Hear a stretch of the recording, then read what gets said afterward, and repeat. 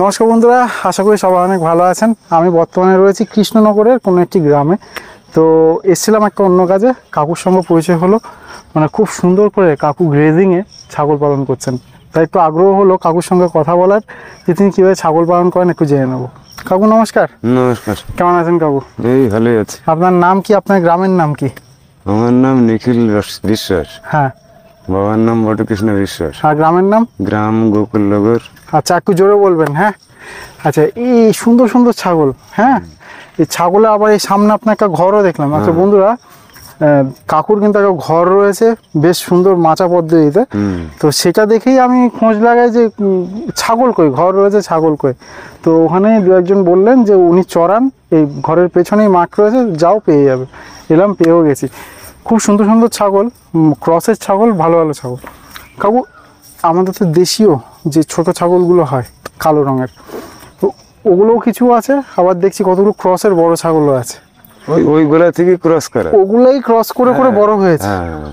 আচ্ছা, তো কাকুর কাছে কয়েকটা মা ছাগল রয়েছে যেগুলো একদম পিওর ব্ল্যাক বেঙ্গল বা পিওরের কাছাকাছি। সেগুলোকে বড় পাঁঠা দিয়ে দেখিয়ে দেখিয়ে তাদের বাচ্চা এসছে। আপনার দেখাই খুব সুন্দর সুন্দর ছাগলগুলো। ওই যে পাটা, ওইটা এই দেখুন, এই পাঁঠা, ঠিক আছে, এরই আর কি যত ক্রসের ছাগল এখানে দেখতে পাবেন, ওরই সব বাচ্চা। আর দেখুন খুব সুন্দর, দেখে মন জুড়িয়ে যায়। তা কাকু, লোকের খেতে ঢুকে গেছে, সমস্যা হবে না? ছেড়ে দিয়েছে। ছেড়ে দিয়েছেন? হ্যাঁ, এটা ছেড়ে দিয়েছে। আর ও আচ্ছা, এটা ছেড়ে দিয়ে এখান থেকে ফসল তোলা হবে? হ্যাঁ, তোলা নষ্ট হয়ে গেল। ওকে, দেখুন শিল ঝড়ে নষ্ট হয়ে গেল না। প্রত্যেকটা খুব সুন্দর। আদারটা দেখাই, এর ভালো দুধ হয়? হ্যাঁ, বাচ্চারা খায়। বাচ্চারা খায়, মানে দুধের অভাব হয় না তো? আপনার খাওয়াতে হয় না তো? না, তার মানে ভালো দুধ হয়। হ্যাঁ, নতুন করে আর খাওয়াতে হয় না বাচ্চাদের। এদিকে আসুন, কাছে আসুন, আমার কাছে আসুন। এই যে খুব সুন্দর সুন্দর, কিন্তু ওইদিকে একটা বারবারি বা মাকা চিনি টাইপের একটা রয়েছে, দেখুন। তো কাকু সংগ্রহ করেছেন কোথা থেকে এই ছাগলগুলো? ছাগলগুলো ওই ধুবুলিয়া হাটে গিয়েছিলাম। ধুবুলিয়া হাট থেকে এনেছেন? প্রথমে ওই 5-6টা মতো এনেছিলাম, এখন ওই 35টা মতো। আচ্ছা, ওই একটা দুটো দেশি রয়েছে ওখানে একটা। হ্যাঁ হ্যাঁ, ওই ও দেশি ঠিক বলা হয় না, ওগুলো দেশি রয়েছে। এগুলো দেশি। ওই যে লালটাও দেশি। কোন লালটা? ওইটা ওই একদম বাচ্চা। এটা এটা এটা ওই যে ওই ধাড়িটা, এইটা? হ্যাঁ হ্যাঁ। এ কোথায় দেশি? হ্যাঁ, ওই দেশি নয়, এ কোনোভাবেই দেশি নয়। এ ক্রস হতে হতে যে কি বলা মুশকিল। প্রেগন্যান্ট নাকি কাকু? হ্যাঁ হ্যাঁ হ্যাঁ, বাচ্চা দেবে। তা কাকু, সারা বছর কিরকম চড়িয়ে খাওয়ান নাকি? এই সকালবেলাটাই বিচুলি, ময়দা, ভুট্টা এইসব দেওয়া হয়। ওকে, সকালে শুকনো খাবার। হ্যাঁ, আর 12টার পরে ওই ছাড়ি। 12টার পর এই প্রচন্ড গরমে এই ছামাই, ওই জন্য ছামাই স্ট্রোক হয়ে যাবে তো? হ্যাঁ, কালকে স্ট্রোক হয়েছিল। ওই দেখো, আমি বলতে না বলতে স্ট্রোক হয়ে গেছে। পাটার একটা স্ট্রোক হইলো, সে পাটাটা বাড়িতে। আচ্ছা, তো একটু বন্ধুদের উদ্দেশ্যে বলি। আচ্ছা বন্ধুরা, এবার আমি বলি, কাকু আপনার যেই ছাগলটা স্ট্রোক করেছে, স্ট্রোক হবার আগে অবধি আপনার কি মনে হয় কত দামে বিক্রি হতো মোটামুটি? 16,000 টাকা দাম বলেছিল। 16,000 টাকা দাম বলে গেছিল, কাকু ছাড়েনি। না। ওকে, ঠিক আছে। এবার আমি বলি বন্ধুরা, এবার যেটা হবে দেখুন, এরকম কেস আমারও হয়েছিল একবার, 2021 সালের কথা। আমার 48 থেকে 50 কেজি ওজনের একটা ছাগল হঠাৎ ইটিতে পেট ফুলে ছটফট করতে করতে মারা গেল, বা মারা যায়নি, মারা যাওয়ার আগে আমার ছেড়ে দিতে হয়েছে। মাত্র 2,000 টাকায় আমার ব্যাপারীকে বেচতে হয়েছে। তার গায়ে কিন্তু, মানে একটা সুস্থ ছাগলের গায়ে যতটা মাংস থাকা উচিত ওর গায়ে ততটাই মাংস ছিল, কিন্তু সে আমাকে ন্যায্য দামটা দেয় না। ব্যাপারীরা এই সুযোগের অপেক্ষায় থাকে। একটা মানে 15-16 হাজার টাকার ছাগল যদি 2,000-এ পেয়ে যায়, ও 14,000 টাকার একটা সুযোগ রয়েছে ব্যবসা করার, লাভ করার, সেটাকে ছাড়বে কেন? ছাড়বে না। তো দেখুন, শেষ পর্যন্ত ছাগল আপনার, খামার বাঁচানোর দায়িত্ব আপনার। আর কেউ আপনার হয়ে কোনো খামার বাঁচাতে বা ছাগল বাঁচাতে আসবে না।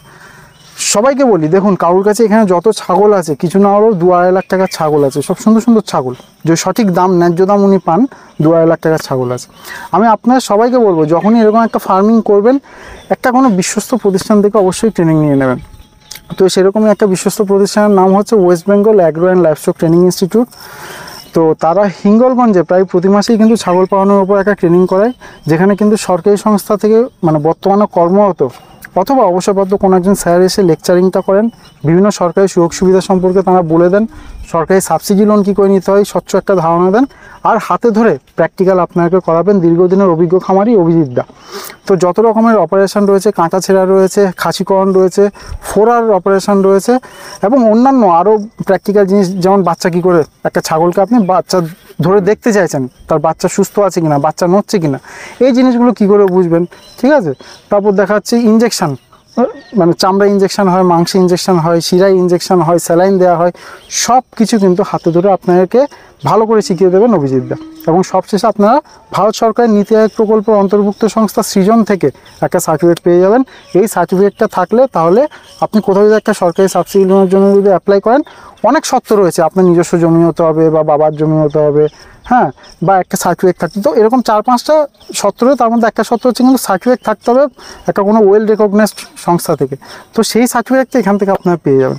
অবশ্যই এরকম একটা ট্রেনিং নেবেন, যেহেতু আপনি কয়েক লাখ টাকার একটা প্রজেক্ট করছেন, সামান্য কিছু টাকার একটা ট্রেনিং নিলে আপনার কোনো ক্ষতি হবে না, উল্টো আপনার ফার্মের জন্য ভালো হবে এবং আপনার ফার্মের যে কোনো ছাগলের কোনো রকম অসুবিধা হবে, ট্রেনিং সেন্টারে যোগাযোগ করলে কিন্তু লাইফ টাইম আপনারা সাপোর্ট পাবেন। তো এই ছোটো ছোটো ভুলগুলো কিন্তু করবেন না। হ্যাঁ কাকু, এবার যেই ছাগলটা আপনার ধরুন স্ট্রোক হলো, আমি যেটা বললাম যে ব্যাপারী এসে একটু টাল বাহানা করবে, 16,000 টাকা দাম এখন আর দেবে না।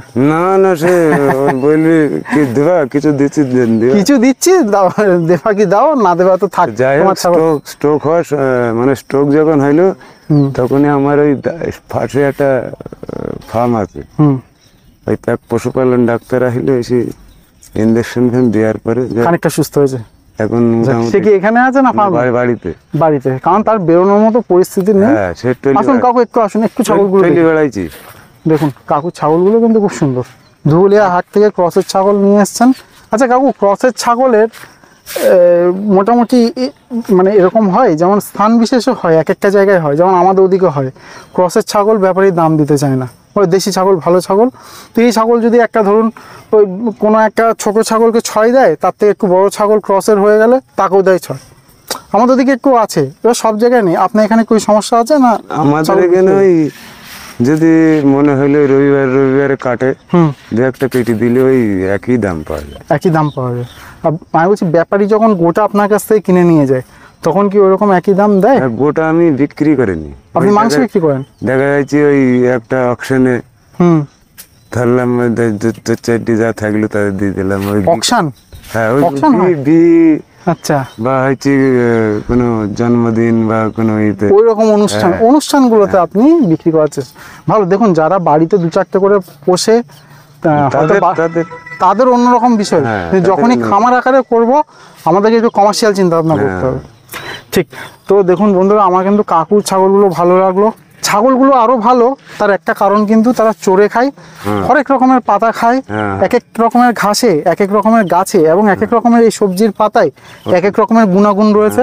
প্রত্যেক রকমের গুণাগুণ তারা পায়। আর আমরা ওদের শুধুমাত্র নেপিয়ার চাষ করে দিই। আমি কিন্তু নেপিয়ারের এগেনস্টে না, নেপিয়ার খুবই ভালো ঘাস, পুরো পৃথিবীতে সমাদৃত। কিন্তু যেটা বলছি, তার একটাই গুণ, একটা ঘাসের একটাই গুণ, নির্দিষ্ট কিছু গুণ। কিন্তু যখন হরেক রকমের ঘাস পাতা খাচ্ছে, হরেক রকম গুণাবলী তার শরীরে যাচ্ছে, বিভিন্ন রকম নির্যাস, প্রোটিন, মিনারেল মিক্সার। ঘাসে সেরকম প্রোটিন থাকে না যদিও বা, কিন্তু বিভিন্ন রকমের ভিটামিন, মিনারেল মিক্সার, অন্যান্য জৈব উপাদানগুলো কিন্তু তাদের শরীরে যায়। অতএব চড়াতে পারলে খুবই ভালো, কিন্তু সবার যদিও চড়ানোর সুযোগটা নেই, কাকুর রয়েছে বলে করছেন। যাই হোক, কাকুর ফার্মিং সুন্দর হোক, আরও ভালো হোক এই কামনা করি।